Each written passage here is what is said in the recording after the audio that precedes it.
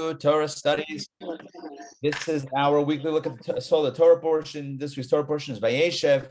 This is live from Texas. Live from Texas. This is Torah Studies. And it's great to have you all. I'm going to turn off all the mics so that we have a nice clean background so we can all hear and learn the Torah portion together. Okay, friends, we have a powerful discussion for you tonight.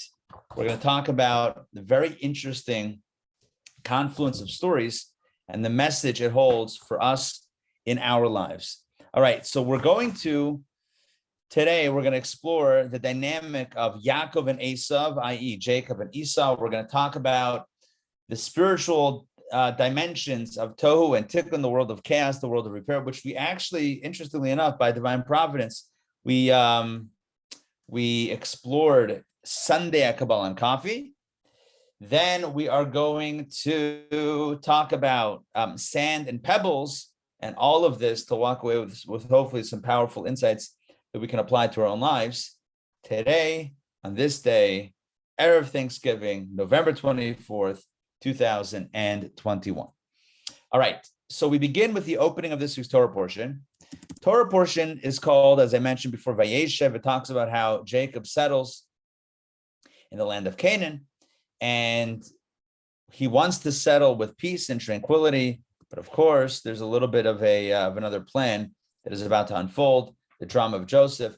But be that as it may, the point of the opening of this week's Torah portion, as we'll see in a moment, we'll read the text inside, is that the story that we're about to jump into is the story of the Jewish people. This is Jacob, his children, his 12 sons, the 12 tribes. It's going to culminate with, what's going to continue with the family moving to Egypt, and then the Egyptian exile, and then the Exodus, and Torah, and the travels. This is now the Jewish story.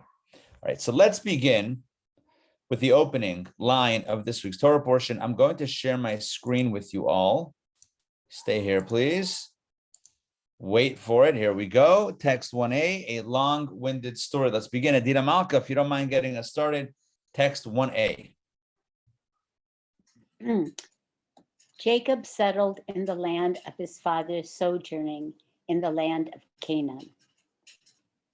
There you go. So Jacob settles back home. This is after, again, 34 years. We spoke about this in, I believe, last week's Torah Studies class, where Jacob is away from his family. He's away from his brother because his brother wanted to kill him. Anyway, but finally, after so many years, after three and a half decades, he finally returns to Canaan and he settles there. Now, text 1b, if you don't mind, Adina Maka, please continue in a moment. But let me first set this up. This is the opening. 1a is the opening of this week's Torah portion. And text 1b is the end, not the last verse, but toward the end of last week's Torah portion. Last week's Torah portion, we ended off with a very elaborate discussion about the family of Esau's family. So let's read, if you don't mind, Adina, I'll read the first two verses, and then I'll fill in the rest. Take it away. And these are the descendants of Esau, that is, Edom. Esau took his wives from the daughters of Canaan, Adah, daughter of Elon the Hittite, and Oholibamah, daughter of Anah, daughter of Zibeon the Hivite. Okay, so basically, toward the end of last week's Torah portion, we read about the life and times of Esau, the brother of Jacob, and it goes through his family, his wives. He had three wives: Adah, Oholibamah. Only mentions two here. He married another woman whose name was Basmas. Whatever, he married three women, and he had multiple children, and those children had children. And the Torah gets into very elaborate detail about the family tree of Esav, and that was, again, at the end of last week's Torah portion. And then this Torah portion begins with text 1a. I know we're going backwards in time, but text 1a talks about Jacob and his family. So if we want to line up the chronology of the Torah's conversation, so last week's Torah portion, Vayishlach, at the end, it talks about Esau's family. This week's Torah portion, we continue with Jacob's family, Yaakov's family, and that's where the narrative continues. So to kind of frame it, Rashi gives us a good framing. At the beginning of this week's Torah portion, Rashi frames the juxtaposition. Why does last week's Torah portion end off with Esau's family, and this Torah portion begins with Jacob's family? Rashi gives us a nice way to understand this. Okay, let's ask Donna Bogatin. Donna, you up to reading? Okay, awesome. This again, text number 2, page 117. Take it away, please. Scripture described Esau's settlements and his generations, but only briefly, because they were not distinguished or important enough to elaborate on in detail, how they settled and the order of their wars, or how they drove out the Horites. In contrast, Scripture elaborates on the settlements of Jacob and his generations and all the events that caused these travels, since they were considered important enough to God to dwell upon at length. Similarly, you find regarding the 10 generations from Adam to Noah, so-and-so begot so-and-so, but when Scripture reached Noah, it dwelt upon him at length. This is analogous to a pearl that falls into the sand. A person searches in the sand and sifts it with a sieve until he finds the pearl. And when he finds it, he casts the pebbles from his hand and keeps the pearl. Thank you. I want to keep this text up because there's a lot of really interesting information in this Rashi. This is like from the opening Rashis of this week's Torah portion, and it's really important. Rashi says at the end of last week's Torah portion, the Torah described Esau's settlements and his generations briefly. Okay, that's the big deal. Torah only briefly describes Esau's family, and that was again the end of last week's Torah portion. Doesn't go into great detail of who they were and how they were and why they were. It just says names. This one was born, that one was born, this one was a king, that one goes to very briefly. I mean, it takes a number of verses, but it's very relatively. Then this week's Torah portion, now we have Jacob and his family. They were twin brothers, but Esau's family gets this much, and Jacob's family gets the rest of Torah. Are you with me with this? Jacob's family, the 12 tribes, Joseph, Egypt, Moses, Exodus, Torah, wanderings, that's the rest of the Torah, is Jacob's family. So Rashi is telling us, we basically, just in my own words, I'm going to use a little bit of a coarser language. Torah kind of knocks out Esau's side of the family, kind of quickly. And then, all right, now that that's out of the way, boom, let's focus in, let's zoom in on Jacob and his life and times, because that's the main feature of the biblical narrative. That was paragraph number 1. Paragraph number 2, Rashi brings a parallel. He says, we find the same thing earlier in the Torah, beginning of the book of Genesis, where it briefly goes through all the people, not all the people, but the highlights of the generations from Adam to Noah. This one gave birth to that one gave birth to that one. It goes like very quickly through the 10 generations. But so, one second. Adam, we learned what he did. Then it just zooms through all those other guys. And then when you get to Noah, once again, suddenly we get a lot of detail. Noah and the flood and the ark and his kids and and then again from Noah to Abraham, he doesn't say this, but I'm adding this in. Noah to Abraham, again, very quickly in Torah, this one had that one and that one had that one. And then Abraham, once again, you get all the detail. So we have this system in Torah, if you will, okay? We just call it a pattern, right, in Torah, where the Torah focuses ever briefly on the things that it doesn't consider to be that important or that necessary for us to derive lessons from. But then when we get to a character, a main character, suddenly we take a deep dive into their life and times. So getting back to our context, the Torah briefly treats Esau's side of the family, and then more elaborately focuses in on Jacob's family. That's the pattern, and that's the style. Rashi, though, adds one more little analogy, which we might know seems a little bit unnecessary, because so far everything I've told you is pretty rational novel. And we say lahavdil, by the way, to distinguish between that which is holy like Torah and that which is a novel, right? By the way, I'm mentioning novels. I should mention the Intown Jewish Academy's Jewish Book Club. Join us for that. We pushed, the dates have been moved around a little bit, but this time for sure, it's December, I'm trying to remember the date. Is it the 12th now? Is that the new date? The 12th of December? It's the Sunday, the second Sunday in December, where we have a great book. It's called Unstoppable. Join us for that. More information on the website, intownjewishacademy.org. Back to our story. Imagine a novel. Yeah, you have certain characters that are the main characters of the book. And then there are other characters that come in and out. But it's not like the novel gives us the full story on every one of the characters. You would need a full novel about each of the characters. Are you with me on this?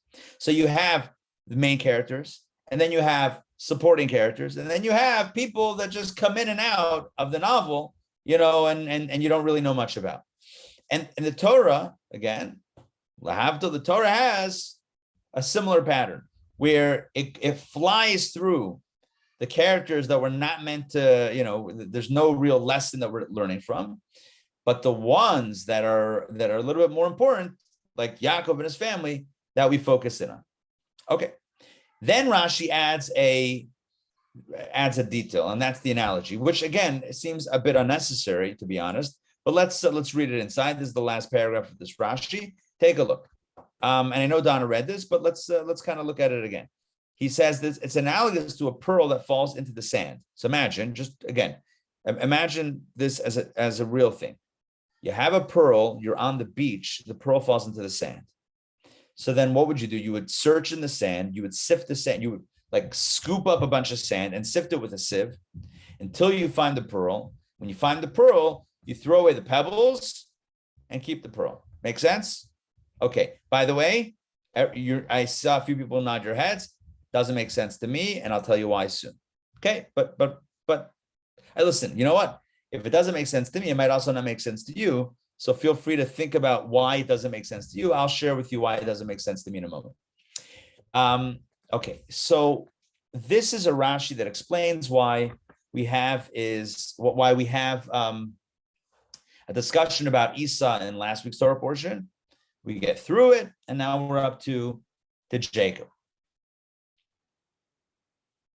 It's kind of like those 10 generations. You fast forward until you get to the main stuff. The problem is that makes no sense. I'm going to ask two questions. One on the much discussed analogy about the sand, the pearl, the sieve, and the pebbles. But the other question, the first question that I have right now, is regarding the core idea that Rashi is trying to share in the first place. Rashi is saying that just like the Torah fast forwarded through those 10 generations between Adam and Noah, and then again between Noah and Abraham, and just briefly said this one, that one, this one, that one, this one, that one, Noah. This one, that one, this one, that, Abraham. So too, we did Esau's family and then Jacob. The problem is that doesn't make sense. Does anybody want to tell me why that doesn't make any sense? Who can explain to me my question?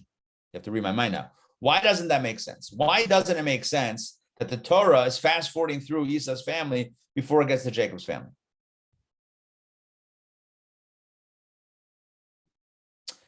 All right. I'll share with you why. Order? Say it again. Is it out of order? Yes. In other words, yes, excellent. In other words, when it came to the other generations, it was moving through the timeline to get to the main character. But here's the crazy thing with Esau's family, as mentioned in last week's Torah portion. You're talking about future descendants. Are you with me on this?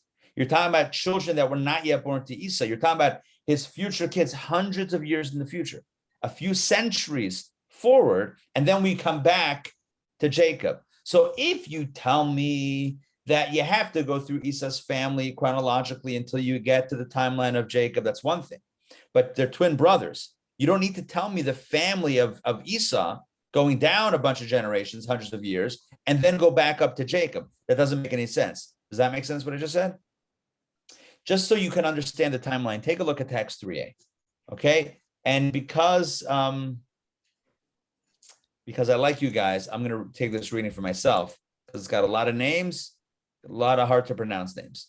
Okay, here we go. So this is an example of the chronology that's brought in last week's Torah portion in the family of Esau. Take a look, verse 31.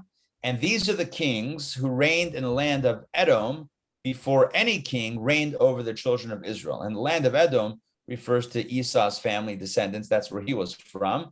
So the Torah is telling us that they had this whole, they had all this stuff going on. They had monarchies. They had, things going on before the Jews had a king in the land of Israel. In other words, while the Jews were going down to Egypt and being enslaved for 210 years and exodusing and then wandering for 40 years in the desert, while all that was going on, Esau's kids and descendants, they had a thing going on in the land of Edom. So here are the kings. The Torah lists a bunch of them. There's Bela, son of Baar. He reigned in Edom, and the name of his city was Dinhaba. Bela died, verse 33. Bela died, and Yobab, son of Zerach of Botzra, reigned in his stead, and Yobab died. And Chusham of the land of the Temanites reigned in his stead. Chusham died, and Hadad, son of Bedad, who defeated Midian in the field of Moab, reigned in his stead. The name of his city was Avit. Hadad died, verse 36. And Samla of Masreka reigned in his stead, verse 37. Samla died, and Saul, Shaul of Rehovot, by the river reigned in his stead. Saul died. And Baal Hanan, son of Achbar, reigned in his stead. Baal Hanan, son of Achbar, died. And Hadar reigned in his stead. The name of his city was Pau. His wife's name was Metabel, daughter of Matra, the daughter of May, Zahav. Okay, now I know what you're thinking. Why do we need to know any of this? That's kind of my question. That's kind of what Rashi said before. Rashi said, we don't really need to know. The Torah is just moving through it quickly till we get to the main feature. But that doesn't make sense. That's my question now. That doesn't make sense. Because we're not going through all these people to know how we got to Jacob. These are people that lived after Jacob passed away. These are people that lived centuries. Do you know that this last king, Baal Hanan, verse 39, Baal Hanan, this king was ultimately defeated by the first Jewish king. These were the kings of Edom before the Jewish monarchy began, before the first Jewish king. So this is going on much, much, much later in history than the story of Jacob and Joseph. Again, I really hope that the timelines are clear. The beginning of this week's Torah portion tells us what happens with Jacob and his son Joseph and the brothers, and they sell him as a slave to Egypt, and that ultimately leads to the Jewish descent into Egypt, and then and then slavery and the Exodus, etc. This is now the Jewish story. The Torah pivots to the Jewish story because last week we did the Esav story, the Esau story. And why? To move through it to get to the Jewish story. But you don't need to move through it. That's the question. You don't need to move through it. When you talk about 10 generations between Adam and Noah, you got to move through those generations until you get to Noah. 10 generations from Noah to Abraham, you have to move through those generations until you get to Abraham. You don't need to move through Esav's descendants to get to Jacob and his family. Does that make sense? That's probably the clearest way that I can state it. Okay, I've said it a few different times, a few different ways. I hope it's making sense. So that's question number one. Question number two, why is the whole thing pertinent? I mean, this is a related question. Why is the whole thing pertinent? We need to really know about Esau's family. Even if we're fast forwarding through it, seems like this one was king, that one was king, this one was king, that one was king. We need to know who the kings were. Seems a little bit unnecessary. And again, it seems out of place. I'll take a stab at it. Hold on one second. Let me just see. I realized that I left off text 3b. I'm going to get to you in 1 second. Let me jump in on 3b. Here we go. Rashi explains, these are the kings. I just read that before 3a. There were 8 kings, Rashi says, and Jacob raised an equal number in whose days the kingdom of Esau temporarily ceased to exist, namely Saul, Ishbosheth, David, Solomon, Rehoboam, Asa, Aviah, and Yehoshaphat. These were 8 Jewish kings that followed the 8 kings of Esau. So again, the chronology doesn't really fit. Yes, I know 8 and then followed by 8, but you don't need to discuss those 8 that are so far later in history before you get to Jacob. Ostensibly, the reason why Esau's family is discussed in last week's Torah portion is to set up the Jacob's family discussion, but that's not the case because that's further on in history. We're talking about the times of Jacob, and that's well before any of these 8 kings ruled. Yes, Yaakov, jump in. Yaakov, after all, it is your namesake, so maybe you got some insight for us. Yeah, I was going to say hello, good morning, but then I realized I was in the wrong class a couple days early. So we thought maybe Isaac was a little senile, and then he was getting fooled, and then he didn't know the good son from the bad son. But then we learn that, Esav was supposed to use his power to be the ruler of the world, whereas Jacob could be the high priest of the world. So maybe it's God saying, this is what could have been. These all of his sons, they were kings, they had the power to do good, but they didn't, so their line ended. And this is a guy that came over later, but his line still is alive and well. Good. I like that. Good. Thematically it ties in a little bit to the direction that we're going to head. So let's keep that in mind as we continue to move forward with this. Good. I like that idea. So what we're going to do now is, I'm sorry. And there was another question that I have about the pebble and the sand and the pearl, right? Something doesn't make sense. First of all, Rash, why do you need the analogy? You're sifting for pearls. We get it. There's important conversations, and there are parts of the narrative that are very important and parts that are not so important. Easy. Anyone that's ever written or read or just given a conversation, spoken in a conversation, everyone knows that, there are things that are more important and things less important. That's it. It's like, why do you need to give an example of a pearl and sifting? Also, I'm going to put it up again. There's a very weird little construct here with that analogy. Okay, so look what happens.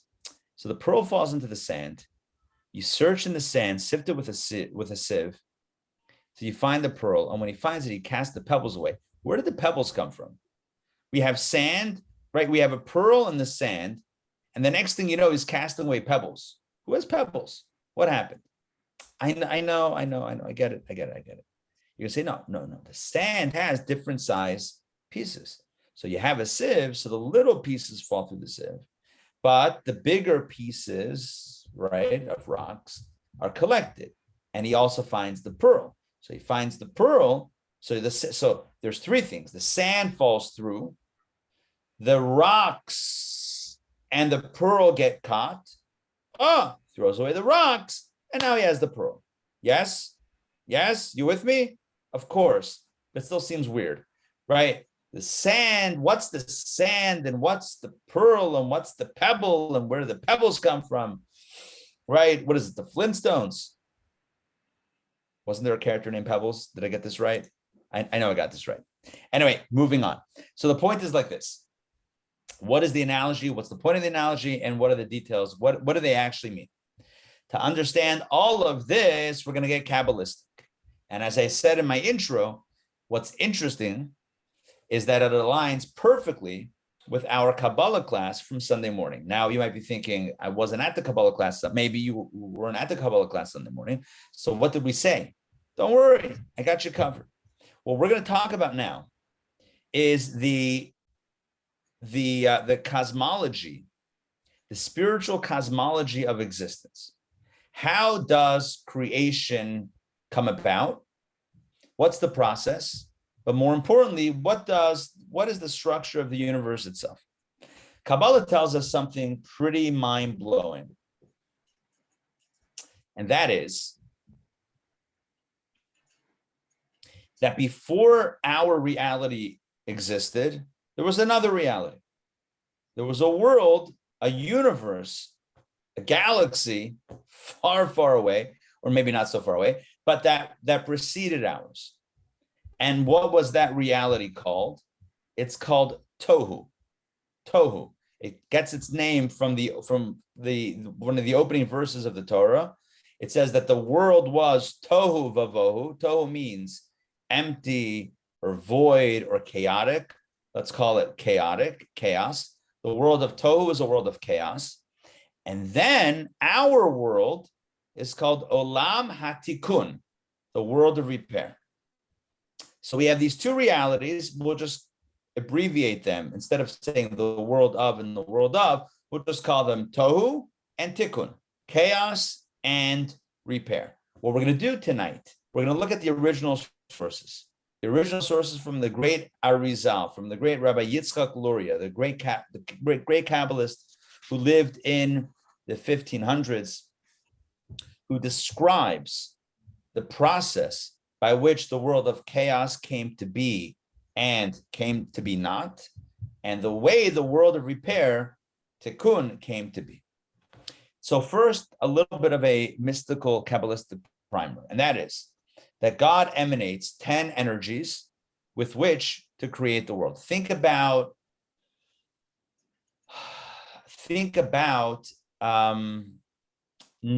building blocks that you use to create something. So very crude example, Lego. Yeah, somebody says, build a menorah out of Lego, or build a menorah, out of Lego. So the first thing you need are Lego pieces. So before you have a world, you need the pieces, the building blocks to create the world. So there are 10, according to Kabbalah, there are 10 energies that God employs, that God uses, that God creates in order to create the world. Again, before you create the world, you need the tools to create the world. Yes? You know, Elon Musk, yeah? You know, what he did with Tesla is he created robots to create a car. He didn't have people creating, other people are involved in the process also. But the whole chachma, the whole brilliance of Tesla, right, is that they have robots. And I know you also have robots in other forms of manufacturing, but this is really like as one of the more automated processes that exists right now. He has robots creating the cars. And the truth is, he has robots creating robots who's creating the cars. At least that's the ultimate vision, where you have this completely like self-create, but you need tools to create other tools. That's the way it works. So you need the spiritual energies, or God creates spiritual energies to then create the world from these energies. These are known as the 10 sfirot, the 10 energies, 10 divine emanations by which God creates the world. It's no different than a painter, an artist, right, who has one of those palettes, right, as I'm holding now on my imaginary palette with my fingers, right, that has Bob Ross, has all of those little colors, right? All the colors. Yeah, got a palette. Happy trees. Happy trees. I'm actually wearing my Bob Ross socks right now.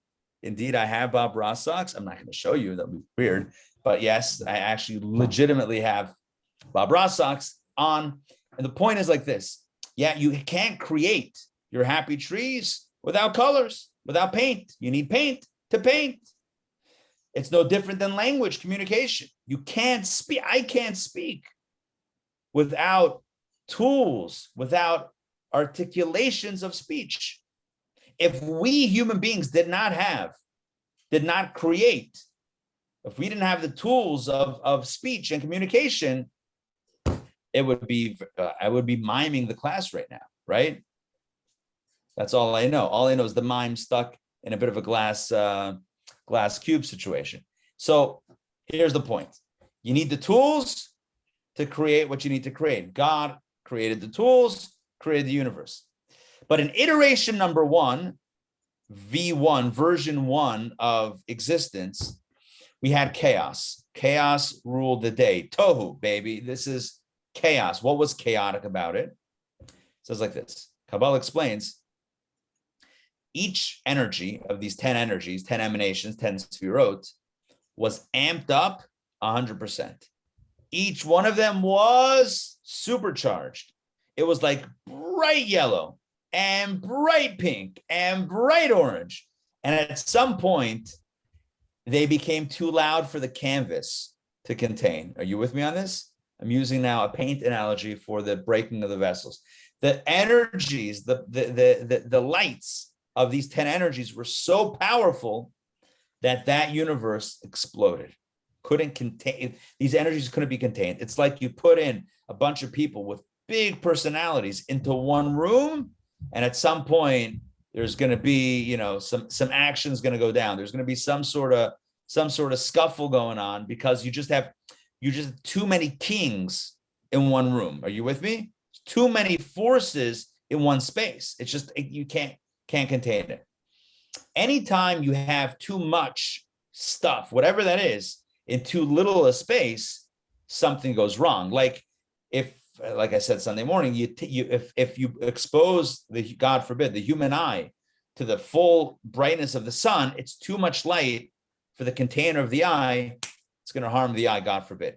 If you put too much force of water into a flimsy cup, the cup's going to shatter. Too much wisdom, too much brilliant ideas into the smaller mind of a child. When I say smaller, I mean like the as of yet developed fully mind of a child. It's going to confuse the child. The child not only will not contain the information, the child's going to get confused and not know whether they're coming or going. So here's my point, just to kind of wrap this up succinctly. Kabbalah teaches that there was a realm, a world, a universe, a reality before ours. Call it version 1, where the lights of these pallid energies, the lights were too big for the vessels, the containers to contain. It was too big. So what happened to that world? It exploded. Q, world version number 2. That's us. We're number 2. We're V2, version 2, 2.0. And in world 2.0, the opposite is true. The lights are reduced and the vessels, the containers, are broad. In other words, there's not a lot of energy, not a lot of divine energy. It's very low level. We feel like on a very practical level, a very human level, we identify first and foremost with our own ego, with our own identity, and only secondarily are aware of something higher than ourselves, God. We start off with a self-consciousness and a self-awareness, and hopefully, ideally, we move on to a place where we also recognize that there's a creator, there's a purpose, etc. But it begins with us. The vessels are large, that's us, and the lights are small, that's the divine light. So we live in the opposite extreme. In the first iteration of the world, there was so much light, the space exploded. In our realm, sometimes you can't even find the light. Where's God? Has anyone seen him lately? Has God done any miracles lately? I don't know. Has God spoken to any of us lately? You know what they say? If you speak to God, right, and pray, you're religious. If God speaks to you, you're Meshuggah. Anyway, but that's the way it works, right? God does, typically we don't have, it's a joke. I mean, but like, right? So the point is like this. We live in a reality where the lights are relatively small. Let's take a look at how this is described in the original Kabbalistic text. This is going to be a very fun, I think it's going to be a very interesting and fun experience. We're going to skip a few texts. Let's go to text number 5. I'm going to read this and throw in some commentary. This comes from, so you know, Eitz Chaim, Tree of Life. This comes from penned by Rabbi Chaim Vital, but he only wrote what his teacher taught him, and that was, his teacher was the Arizal, Rabbi Yitzchak Luria, the great famed Kabbalist from Safed, Tzvat in Israel, who is the father, as it makes sense of, Lurianic Kabbalah. Let's continue. Let's jump into this text.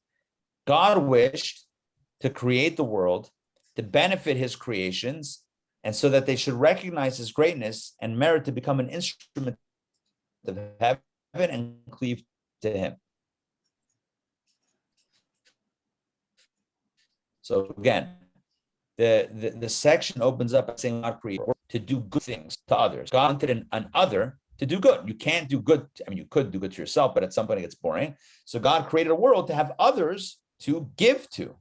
That's number 1. Number 2, the second purpose of creation is that these others should recognize God. Let's continue. In doing so, God emanated a single point that included 10 indiscernible points, all contained in one container.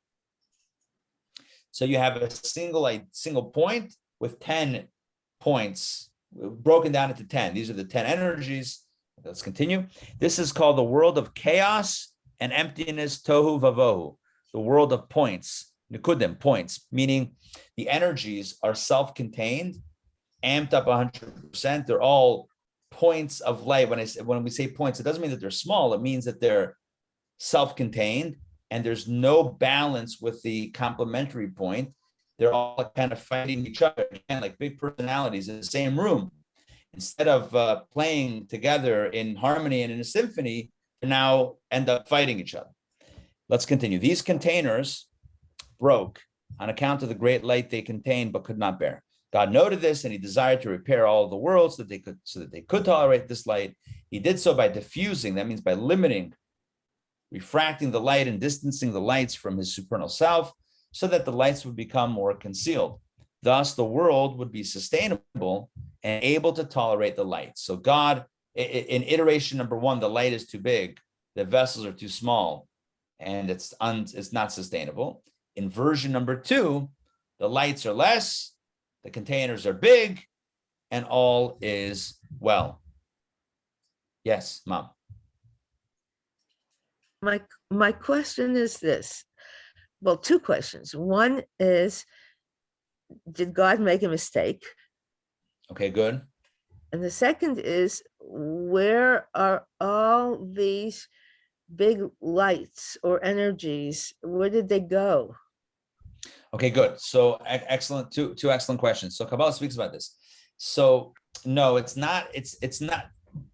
So the iteration number one is not a mistake. It's not like God, was in the laboratory mixing the things and oh, whoops. All right, next time we'll pour a little bit less in. That's not what's going on. This is a deliberate act in order to create the beginning of existence, which we're version 2, but that means we're built on version 1. The origins of life begin with a lot of light, a lot of energy, a lot of divine energy. And ultimately, that's a good thing. Now, it was too much to contain, so you had to cut it. That's version 2, but it's not a mistake. We're starting off with a bang. We're starting off with like a lot of light, and then ultimately working back there. And what happens to the light? So as we'll see soon in the next text, that when the vessel shattered, the vessels that had the residue of that light fell into all of the physical things in this reality. And our job is to collect the sparks and the fragments of light and the shards of the vessels that broke and to elevate them back up. So let's actually read this inside, because it's really beautiful and fascinating stuff. This is Kabbalistic poetry here, really. Let's take a look at this. And here, actually, hold on. Yeah, this actually now connects it also to Jacob and Esau, the two characters that we've been talking about. Remember, we talked about like, why is the story of Esau first, and why are we talking about Esau's kids and Jacob and his, like, what's going on with that whole timeline? So here we have now a Kabbalistic, the cross-referencing between the Tohu and Tikkun realities and Jacob and Esau. So here we go. Let's jump in. I'm going to read this again so I can throw in some commentary. It is known, this is from the Alter Rebbe, Shneur Zaman of Liadi, whose holidays we've been celebrating this week, the 19th and 20th days of Kislev. It is known that Jacob's source, the source of Yaakov, is from the world of Tikkun, the world of repair. That's version 2. And Esau's source is from the world of Tohu, the world of chaos. The lights of Tohu, chaos, are very great and could not be integrated into any vessels. They departed from the vessels and remained in a transcendent state while the vessel shattered and fell below. I'm gonna modify that in a moment. Therefore, the terrestrial Esau was wicked. However, in Esau's source, in the abstractness of Tohu, the lights of Tohu are higher than the lights of Tikkun. So what the Alter Rebbe is saying is like this, that Esau, and we've talked about this many, many times, Esau had tremendous potential. He's symbolic of that first iteration of the world that had such big light, but it just was too volatile. It was unsustainable. It was not grounded. It just couldn't last. Esau has tremendous potential, but because he has such powerful energy, it's almost too much. And he ends up leading a life of crime and mayhem and leading a literally a chaotic life. His vessel, so to speak, shatter, and he's living a physically chaotic life, murder and abuse and all the stuff that he's doing. And his potential remains spiritual potential. The light is there, but he's not living that light. It's like the shattering of the vessels. The light is there, but the vessel shattered, right? A shattered vessel is broken. It's broken. It's not,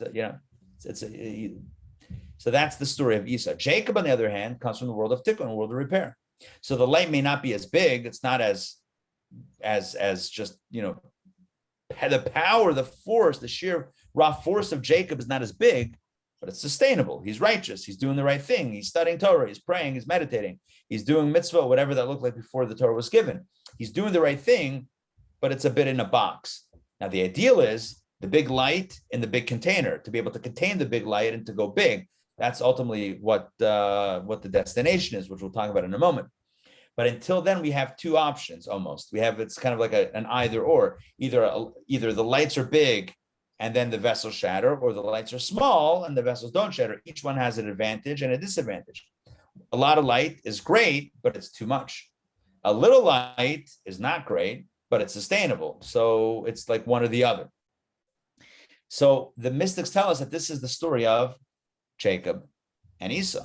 Esau and Jacob. Esau is the firstborn. He's V1, version 1 of Isaac's children. As version 1, he's got the big light, got the small vessel, and it goes haywire a little bit. And then you have Jacob, V2, version number 2, more contained, more settled, more deliberate. He's righteous. He fits more into the box, and that's it. What's interesting to note is that the mystics further tell us that this constitutes the entirety of the purpose of creation. What do I mean? Of version 2. You and I live in a world of tikkun, the world of repair. And our job is tikkun olam, to fix the world. You know what that means? It's not, the origination of that phrase tikkun olam does not begin in the 1990s when it comes to saving the planet and the environment. Tikkun olam, that's not where it begins. It begins in the 1500s with the mystics, Rabbi Yitzchak Luria, who talks about how the job of tikkun version 2 is to fix version 1. Let me slow this down a little bit. The purpose of our reality is to fix the broken vessels that broke from the previous reality. Because what happened to those vessels? And what happened to that light? Although we just read that the light remains above, there's more to it. The light, the residue, I mentioned this before, the residue of the light remains with the vessel, the broken pieces. And where are those broken pieces? They're embedded within everything. Think about glass. When you drop a glass and it shatters.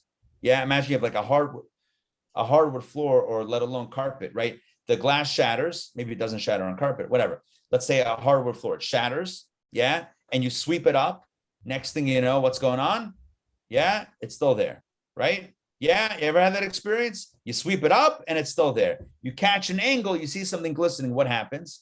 The shards are so small, yeah, that they get stuck, they get wedged between, the floor, the wood floor. There's like the gap, it gets stuck in the gap, stuck in the grain itself, little small splinters. You can't walk barefoot for another 3 months because, unless there's something else, unless you really pull it out carefully. You with me on this? Yes? Yes? Okay. By the way, rule of thumb, never put a broken glass into a garbage bag just by itself. Dangerous. You don't want to do that. You got to wrap it in paper. I know I'm speaking obvious things, but I figure a little life tip, pre 101, just to make sure. Now, moving along to our conversation about the broken pieces. Our job in the world of repair is to pick up all those broken pieces. Where are they? They're everywhere. It's like that glass that broke. Everywhere you look, there's a spark of massive power, massive potential, divine energy stuck in everything. It's like those shards of glass that are everywhere. The sparks of godliness, the sparks of light are everywhere. It's shattered and it's everywhere. Every food, when we eat food, when we do business, when we eat, when we sleep, whatever we're doing, there's a potential holy experience there. But just like that glass, it's wedged inside, it's stuck inside. And how you pull it out is by utilizing that item or experience for a higher purpose. It's when you recognize that this food is not just food, but it's powered by God. It's divine energy found inside food that can give your soul energy. That's the way you pull out the glass, you pull out the broken shard, you pull out that spark of holiness, and you reconnect it back to its source. This is the job of life. This is the job of Jacob, who represents tikkun, repair, is to fix all those broken pieces of Esau. Esau breaks stuff all over the place. The world of tohu, the world of chaos, breaks the vessels, and our job, the Jacobs, right? Our job is to extract the sparks, to extract the light, to pick up the pieces, to heal the broken fragments. This takes us back into the narrative. Let's jump back into the narrative. I want to actually rewind a few texts to text 4a and 4b. This is from last week's Torah portion when we read about the epic meeting, the reunion between Jacob and Esau.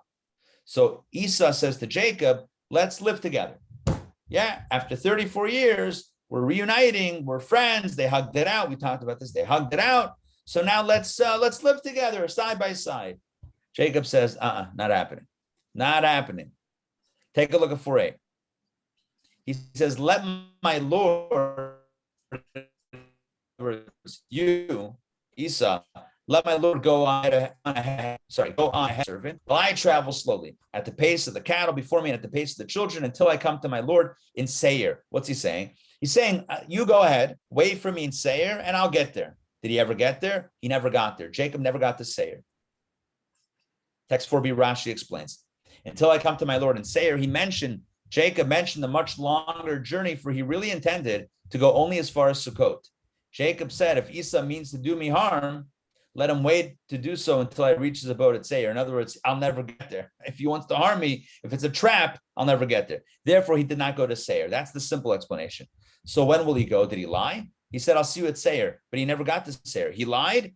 Rashi says no. When will he get there? In the days of the Messiah, as it says, and saviors, Moshiim, saviors shall go up on Mount Zion to judge the Mount of Esau. What we see here is that ultimately in the Messianic era, the destinies of Esau and Jacob will finally intertwine. What does that mean for us? To connect it back to the sparks? Very simple.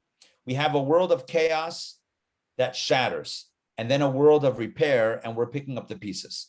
And that means that the world that we inhabit is a very fragmented place. It's a very broken place. Our job is literally to pick up the pieces. It's to earn money and to do something good with the money. Our job is to eat food and do something holy with the food. Our job is to own a house and to do something good with the house, i.e. host Torah study, pray, do mitzvot, etc. in your house. Our job is to utilize the items of this world that otherwise could seem fragmented and broken, or otherwise are fragmented and broken and disconnected, and raise them up, raise them back, find that core, find the light, find the spark, and raise it back. It's literally a game of, not a game, it's literally a mission of find the sparks, the fragments of the divine in everything around us. That's the job. This is what Jacob tells Esau. Esau says, let's go. We're ready. Let's live together. And Jacob says, no. There's still too many broken pieces. Esau, bro, you broke the glass. I'm still picking up the pieces. When will I be finished? When Mashiach comes. So what we're doing today is a continuation of that journey. It's a continuation of the Esau drama. It's the continuation of the shattering of those vessels and picking up the pieces. So what Esau starts, again, this is all symbolic, right? Because the world of Tohu, the world of chaos, preceded the birth of Esau, but Esau represents chaos and Jacob represents repair. So that's what we're talking about in these terms. But chaos precedes repair. The broken vessels precede the role of healing the vessels. Esau precedes Jacob. He's born first, he's born second. Version 1, version 2. Esau breaks the vessels, Jacob picks them up. Esau says, we're done here, right? Jacob says, you're done here. I'm still picking up pieces. I'll see you when Mashiach comes in Seir. Does that make sense? Sort of? Yes. This explains why.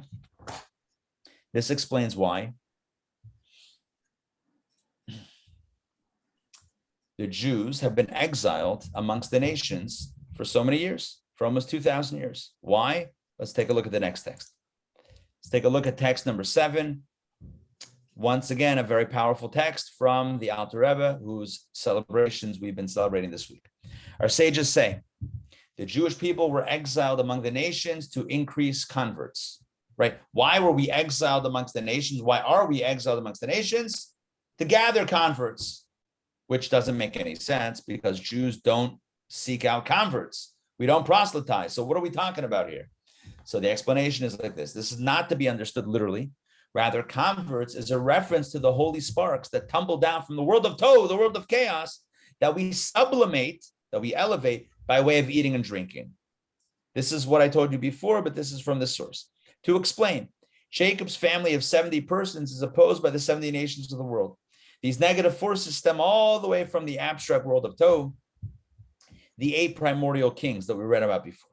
about each one of these kings. Look at this, about each one of these kings, the kings of Esau's family, Esau's descendants. The verse states he reigned, and then shortly afterwards he died, which symbolized the idea of shattered vessels, right? Reigning and dying, crashing, right? Breaking. It's like the broken vessels. The notion that 288 divine sparks scattered into the lower worlds. It says originally the sparks divided, broke into 288 pieces, but those further subdivided. It's not just 288 pieces of light, it fragments. It's much more, but originally it's 288. Let's continue. The food stuff of this world contains energy from a benign sense of evil that is integrated in the form in which it grows. Really, all forms of human sustenance are like this. Now, when a person takes that food and uses the energy it provides to pray with focus and intense dedication to God, they've taken a divine spark trapped inside the food and the clutches of evil and redeemed it, shepherding that spark under the wings of the Shekhinah. Basically, this is the source of what I said to you before, that the vessels shatter and go throughout the world. And our job is to go around the world. We're exiled amongst the nations. We're everywhere, right? We're in Atlanta, we're in Texas, we're in Florida, we're in South Africa, we're in Australia, we're in France, we're in the Congo, we're in Vietnam, we're everywhere, right? Everywhere you go, because there's sparks everywhere. And everywhere you go, there's a spark that's waiting to be released, a piece of a shard from the broken vessels that needs to be reconnected. It's like you want to put the pieces back together again and glue the vase back together again. You got to get all the pieces. That's what we're doing. We're getting all the pieces. That's the big job of life. That's the job that Jacob alluded to Esau when his brother said to him, hey, let's hang out together. Let's live, let's settle down together. He's like, I'm still working. You retire. I'm still working. See you at Seir. See you when Mashiach comes. This is the job of the Jacob. This is the job that we've had for 3,000 years, is to pick up the pieces and reconnect them. So with this, we understand something fascinating. This is why the Rebbe explains the story of Esau precedes the story of Jacob. That was our first question. Why did the Torah talk about the story of Esau last week? Last week's Torah portion talked about his descendants. It talked about the kings that reigned and died. Like, who cares? And those happened later. The chronology is out of whack, right? We're talking about Esau's children before Jacob himself. What's going on? Because the story of Jacob is not Jacob. The story of Esau is not Esau. This is the story of all time. The story of Jacob is not simply Jacob and his children, the 12 sons, the 12 tribes. This is the story that's still going on until now. We're part of Jacob's story. Before you get to Jacob's story, you need to understand Esau's story. Do you understand what I'm saying? To understand that you have a job to pick up the pieces, the first thing you need to know is that the vessel broke. Does that make sense? Should I say it again? I'll say it again. In order to recognize and to appreciate the task of picking up the pieces of the broken vessel, you need to know that the vessel broke. So the Torah tells us the story of Esau and his descendants.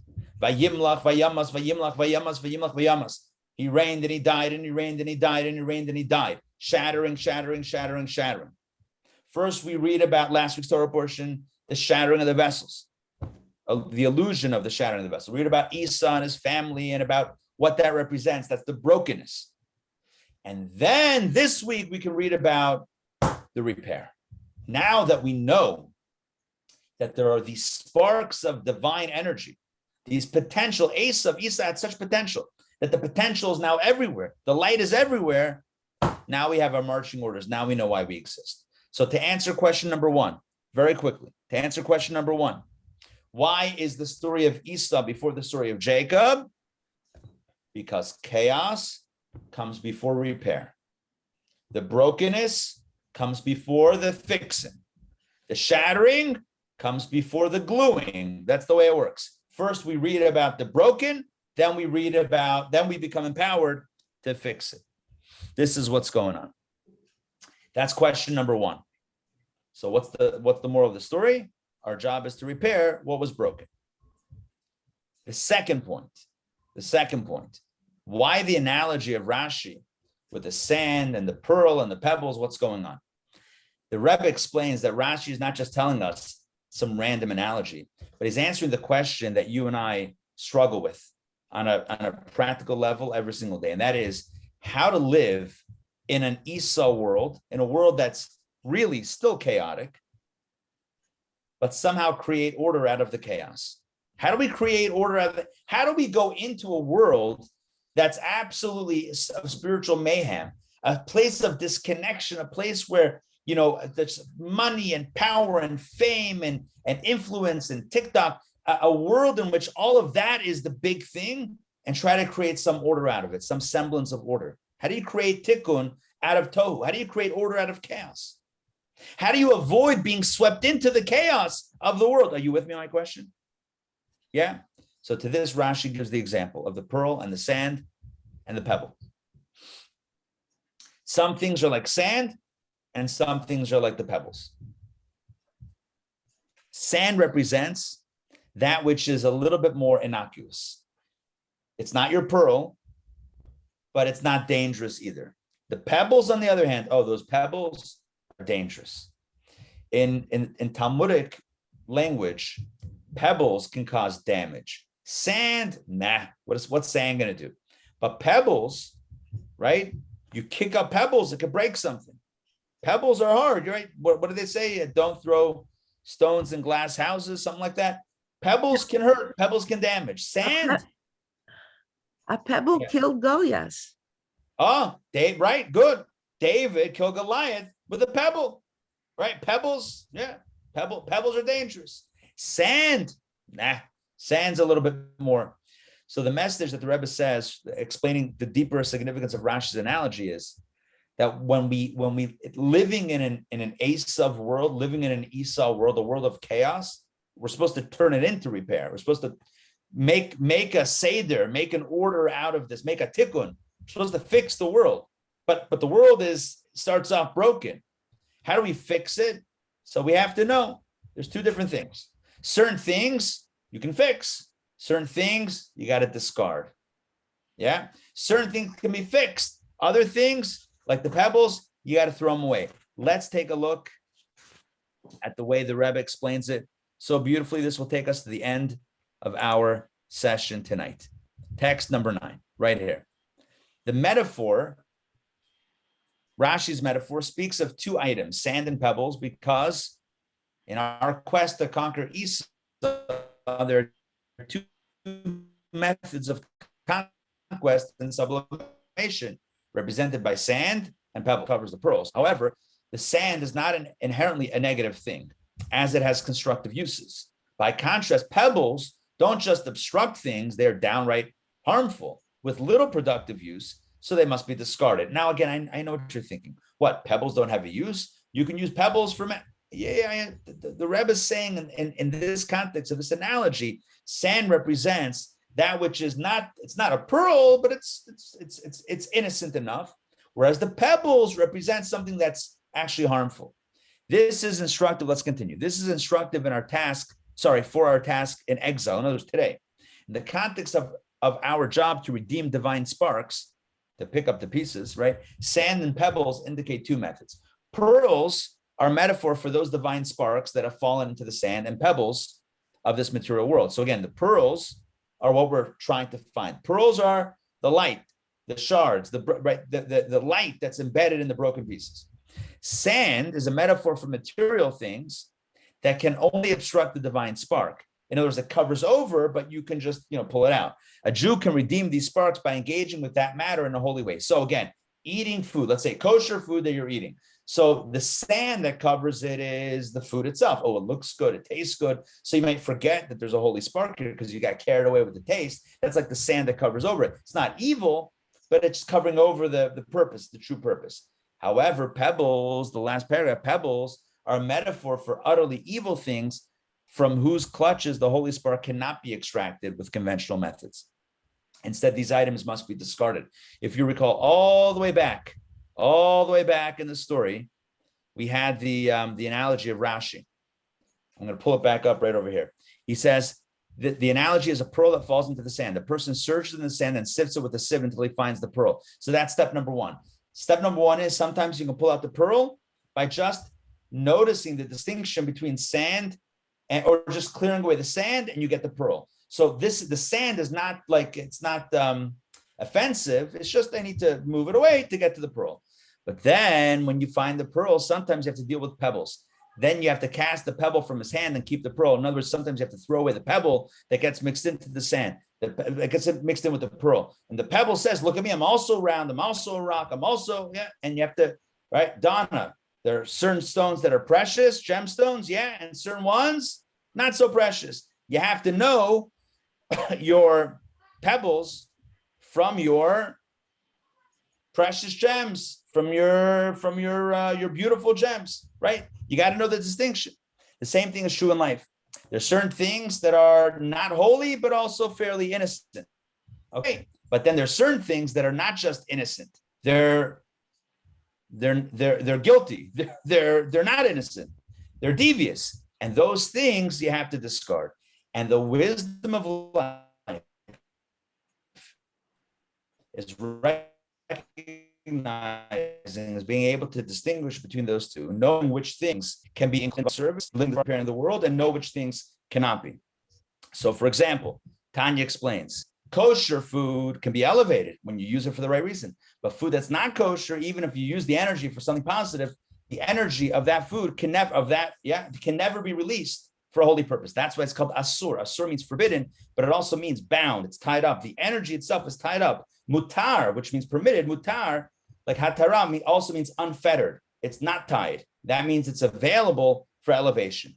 So in the process, to summarize the points, in the process of finding the sparks from the shattered vessels, from the world of chaos, and lifting them back up to the source, and making the world a tikkun, a place of repair, we encountered two challenges, two challenges. Certain challenges we can work with, other ones we have to move away from. Certain challenges we can fix, we can be mitakein, we can fix, and other adversaries, the way to fix it is by desisting from engaging with it. So on a practical level, in our lives, we have different areas of challenge. There's certain challenges, certain buttons, certain temptations that we know when we encounter them doesn't end well. So what's the message? Those are the pebbles. Cast them away. Don't go there. Don't walk into that place. Don't engage with that person. Don't go to that. Don't allow the context, if you can at least, don't allow yourself to be in that context where those buttons are going to be pressed, because when that happens, it becomes a very big challenge that you might not be able to withstand. But there are other situations that you could rise up to the challenge and you could conquer the temptation and you could do it. So in those cases, it's like sand. You can deal with it and easily clear it away. So there's pebbles and there's sand. Pebbles don't even deal with. Sand you can negotiate with, you can work with, and you can elevate for a higher purpose. The same thing is true with Esau. There's an element of Esau that can be uplifted and an element of Esau that must be discarded. It says that Esau is the animal. Esau's animal spirit is the pig. You know this one? It says that Esau is like the swine. Yeah? What's the swine? The swine says, the swine puts out its hooves, has split hooves. It says, look, I'm kosher. It doesn't chew its cud. It has to do both, right? Split hooves. So it says, look, I'm kosher. Just don't look inside, right? Just look on the outside, not on the inside. So it's a little bit tricky. It's a little bit duplicitous. And because of that, Esau is also like Esau pretended that he was holy. He honored his father. He asked good questions, but inside he was corrupt.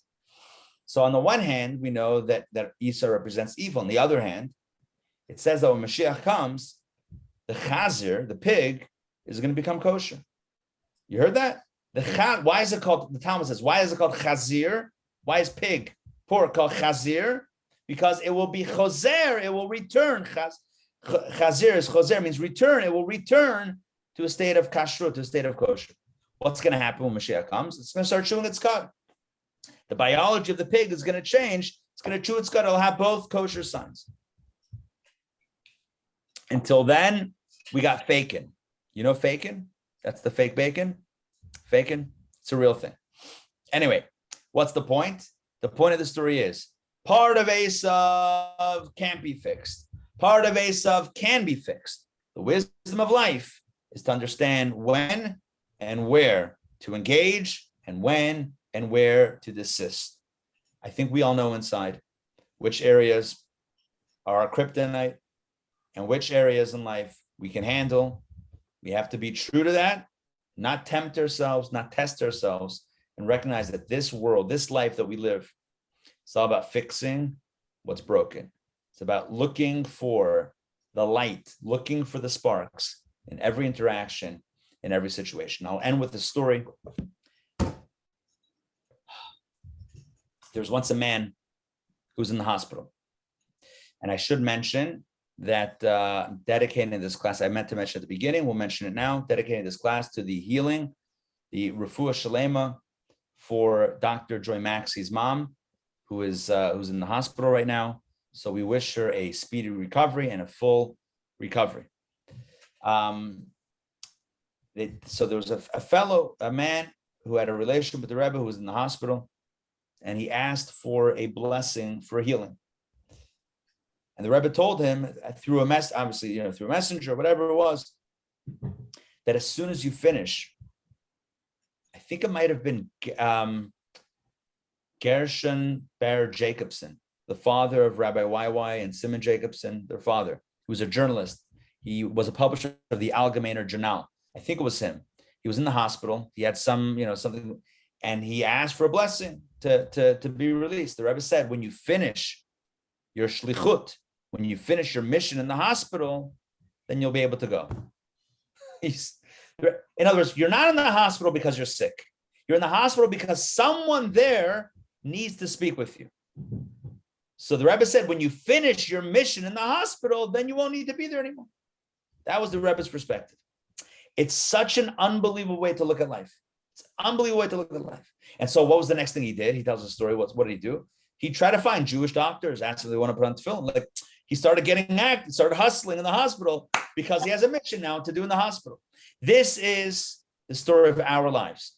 We're here to fix. We're here to repair. We're not, right? Adina Malka, I know you can finish this sentence for me. We're not victims. We're not sold as slaves. We were sent by God. We are emissaries and messengers on a mission. We're not wandering this post-apocalyptic wasteland of tohu, chaos, and void, right? With this orange glow from the nuclear fallout and the zombie apocalypse. I know I'm mixing movies here. Anyway, walking by, that's not what we're doing. We're here as messengers to fix up this space and make it beautiful. Just like Joseph in this week's Torah portion. He's sold as a slave to Egypt and imprisoned in a dungeon in Egypt for a crime he didn't commit. He didn't care. He's on a mission. It's broken. The place is falling apart. He's fixing it. Everywhere he goes, he's making it look nicer than when he got there. Our job is not only physically to do this, but spiritually. Fix the world around us. Let's all be spiritual alchemists, turning lead into gold, making things shine, making them beautiful, and making this world a better place. Thank you very much for joining me tonight for Torah studies. Torah study and alchemy, the great combo tonight. All right, questions, comments before we close out? Yes. I just wanted to add to the analogy. Yes. Sand can be transformed into a pearl, but not a pebble. Ah, nice. Nice. Good. Maybe that's a deeper angle on what the Rebbe means with the distinction between the sand and the pebbles. Interesting. Very interesting. If you look at how a pearl is made. How a pearl is made. It's the irritation. Grain of sand. Irritation, right? It's actually a grain of sand that goes in. That then gets right. Yeah, that goes in. Covered with nacre. Yeah. Very good. Wow, I like it. So I the figured sand you'd itself, like it. Yeah. No, it's beautiful. So this is a much deeper way of understanding it. So the sand itself, yes, be transformed into the pearl. Yes. The pebble, nishkein pearl. It may pose like a pearl. Say, look, I'm also a stone. What? Yeah. You don't like me? It's like, we love you, but some stones we keep, and some become rolling stones. We roll them away, and that's it. That's it. It's for another time, for another place. Okay. And All right. I have Good. one more Good. question. Yeah. Sure.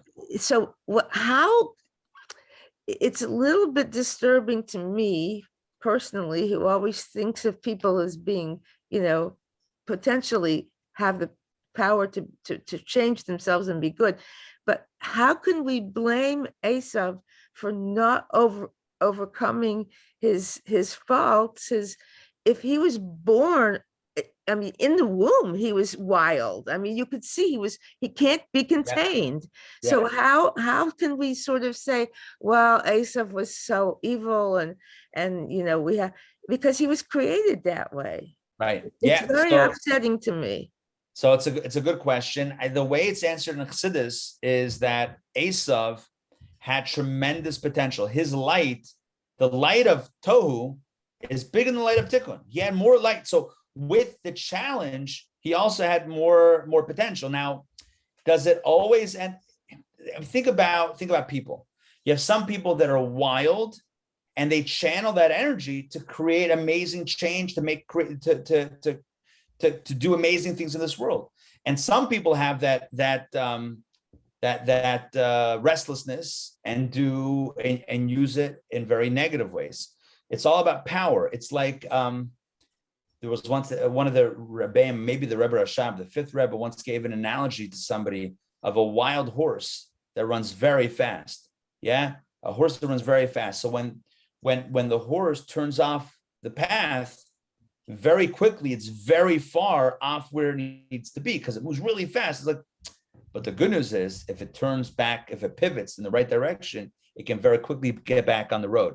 So Esav is the guy who has just tremendous potential, tremendous energy, and the goal is to get him to channel it for something positive as opposed to something negative. We believe that ability exists. Now, it doesn't mean that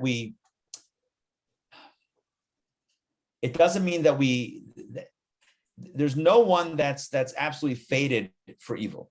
Even Esav, when he stirs in the womb toward the idolatry, to the house of idol worship, he could have used that energy to combat idol worship. And I'm not saying to harm anybody, but I'm saying to fight against the ugly manifestations in this world.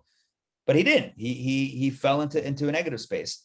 That was a choice that he made. It might be harder for him. It might be a little bit harder, but with that difficulty, with that challenge, comes potential. We're actually learning right now in our Sunday morning class a very similar idea, that the greater the challenge, the greater the light that's given, the greater the animal soul, the stronger the animal soul, the stronger the godly soul. It always works perfectly balanced. So is Esav to blame for his personality? No.